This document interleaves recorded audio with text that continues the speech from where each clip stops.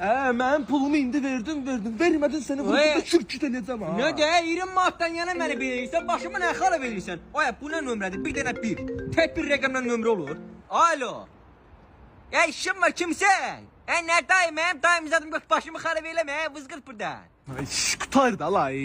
Nə danışırsan? Başa düşmürəm. Pula görə üstümə nərcət edirlər. 20 manatdan ötürü öldürürlər məni. Konum atıram deyə sözünün buradadır.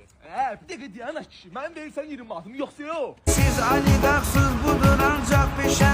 Pul qazanmaq işimiz olub həmişə. Tanısınlar gərək mərd oğulları. Sadədirlər laf olsa da pulları. Hər biri istinli qaqaşlardılar. Kimdə? Dayımdır, dayım. Dünyada ilk insan ətini qızartdırıb yeyən adamdır. Nə qədər borcu var ya bacım oğlunuza? 20 manat. Dayı, bunun içinə tərəvəz doldurtur, qızartdır bunu ye. Balaca o kağız parçasını ver görüm. Buyur boz. Allah bir də bacım oğlunun həndəvərində görmür. Ay, mənim dayım yegan insandır ki, meymun başını kəsdirib insan başına qoydurtur ki, görüm insan mırta meymun başıyla nə qədər yaşayır. Dayı, gedən insanla real Squid Game oynayar. Gedək bacım. Qızlar samatı. Ozdasya da bunu döy. Oldu boz.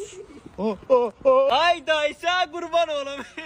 Bu vaxta qədər hardaydın be? Sən ola mən niyə pasyak kimi yaşamışam? Ay sən qurban oğlum, ay dayı. Daha narahat olma, dana burdu ya. Dayı, Bırak.